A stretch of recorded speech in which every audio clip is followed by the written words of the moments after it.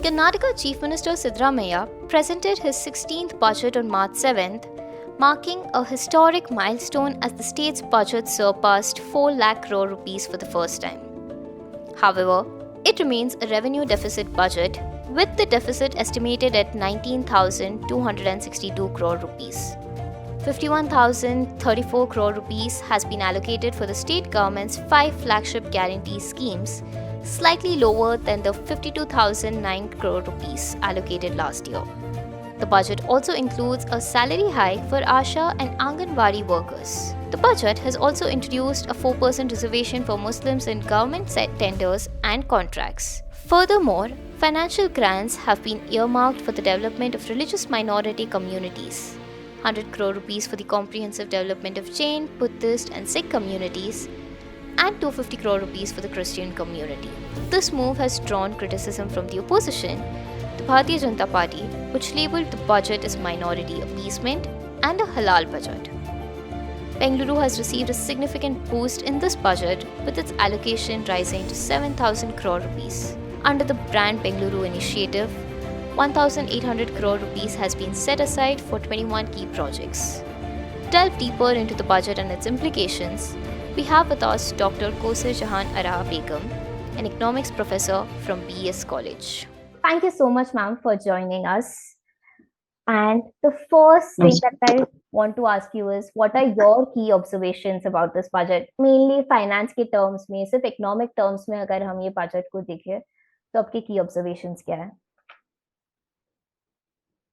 Namaskar, Adab, Sat Sri Akal, and good evening. First of all, I would like to congratulate on behalf of the people of Karnataka to our beloved Chief Minister Siddaramaiah and Deputy Chief Minister D.K. Shivkumar and also his cabinet colleagues. It is wonderful budget. It is an historical budget. It has got lots of potentiality. It is people-centric, woman-oriented. It has got welfare plus developmental strategies. It is also infrastructure-oriented budget. यहाँ पे इस budget में हम विकास plus हक देख रहे हैं. सबका विकास, सबका साथ भी है और जितनी आबादी उतना हक भी है. Hak means empowerment of the common man. Empowerment is very important. विकास के साथ साथ मुझे empowerment चाहिए, हक चाहिए अपना. So that is there in our Karnataka's budget. So I congratulate once again the people of Karnataka. We have received very balanced and welfare budget. We welcome this budget. And Karnataka is the fourth state which has the allocation of 4.09 crores after UP, Maharashtra and Tamil Nadu. So I am honored to be with you for this analysis. Thank you so much. So ma'am, in terms of, this is again a revenue deficit budget this year. This is the second consecutive year. So how do you see it? Because we had in 2004, we were revenue surplus budget, and now we are revenue deficit budget, and that is one thing. So we have just gone, we are very close to the mark of 3%. So how do you see it in terms of the whole economic lens, this pure economic lens? Yeah, there are so many key takeaways from this budget compared to previous year. Here, GSDP, that is gross state domestic product, expected to contribute more to national GDP, national gross domestic product. There is focus on infrastructure, focus on irrigation, social welfare programs, and laying good foundation for long-term prosperity. And 25% of the total funds for women empowerment. It is a landmark. And allocation has increased for minority welfare. And it is a good budget. And if we compare to the previous, it is definitely a proving budget. It is a good budget. Okay.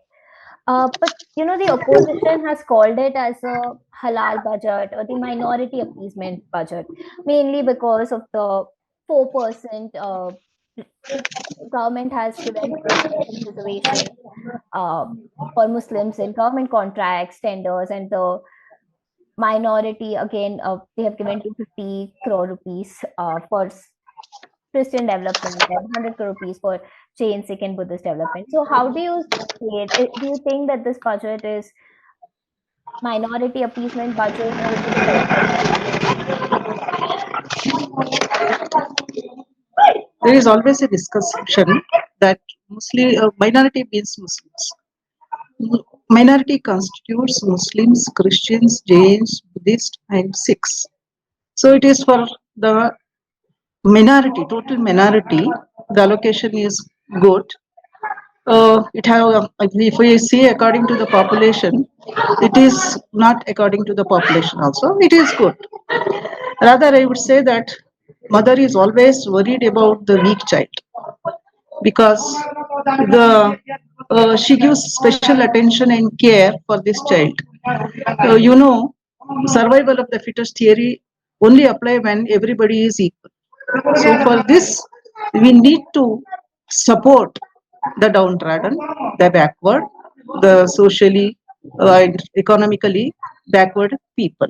This is we call in economics dharma economics.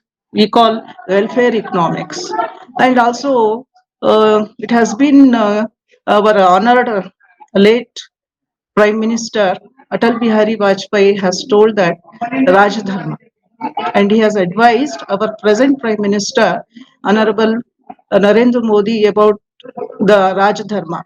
Please follow the Raj Dharma. When you are head of the family, you'll have to take care of everybody, every child. Either it is strong or weak get the special attention. So, therefore, this is a misconception. This is not halal budget, it is balanced budget. Okay. Also, ma'am, there have been around 51,000 rupees has been given for the five guarantee schemes, the major thing of the Congress government in the state. Do you think that the welfare schemes are taking up more amount than the development of the state? Again, as the one of that's been one of the criticism of the opposition. See, economy, economics are human. So human being is the first. It has been told by Alfred Marshall, well-known economist, where wealth is also important on the one hand, on the other hand, the welfare of the human being is also important. So welfare is very important here. So welfare schemes are very important. Welfare plus growth is good. Only growth, it is a capitalistic economy, and we are democratic economy where socialistic principles are followed. So here justice is very important. So justice is very important. Therefore, the welfare schemes are very important. Welfare schemes are very important for all the sections of the people because we cannot let those people to be there. They have to come into the mainstream. If they are not coming to the mainstream, no education, no jobs, no economic independence, no empowerment means we are in a way a society, a part of the society is away from the mainstream, and that means away from the mainstream means it is again dangerous to the mainstream. Therefore, they have to be clubbed together and they will have to bring together, and that is very important. That is very important. Therefore, our government has done very good job. This government has done very good job. Also, one more thing was that Karnataka is very heavily relied on the service sector. Our main GDP is coming from here. Our most of the gross value added is from here, and a lot of economists have pointed out that we need to focus on the manufacture sector. Over reliance on the service sector could be dangerous for us. So, how is it going to be? Is it okay, or what do you think about it? Yeah, in Bangalore, Karnataka is called as the hub of knowledge. It is knowledge basket of India. I know ITBT is there. We are first in ITBT, and still we have to concentrate on industry, manufacturing industries, and definitely Karnataka has got the potentiality of increasing the industrial and manufacturing in it. Definitely, all people from the other states of India are here. They are working here, and we have the potentiality to create jobs. Our Chief Minister Siddaramaiah has assured 20 lakhs jobs, and that we have the potentiality in industrial sector. Definitely, we will achieve that goal. We have that willpower. Also, are there any drawbacks in the budget that you've noticed in terms of economics? Drawbacks means agriculture and horticulture is very important because 60% of our farmers they are laying on this is farming. So farming has to be received. They have to receive their greater chunk, and also woman empowerment, woman reservation, woman participation in Vidhan Sabha and Parliament. That has to be there. There is not only 30%, 50%, 50% of the population is women population, but their representation is not there. And SC, SC, AST, they should get the more benefits also. So there are some areas that needed to be addressed. That is farming, agriculture, horticulture, dairy farming, animal husbandry, rural development, women empowerment. So all these areas to be taken care of. The first priority should be education. Education is the empowerment that gives every child its power. Also, if you could suggest one change to this budget, what would it be? Like you've mentioned, key sectors where the government could have invested more. So, in terms of economic or in terms of the allotment, what would it be more in the budget? No, I cannot change, but the foreign direct investment should be encouraged here.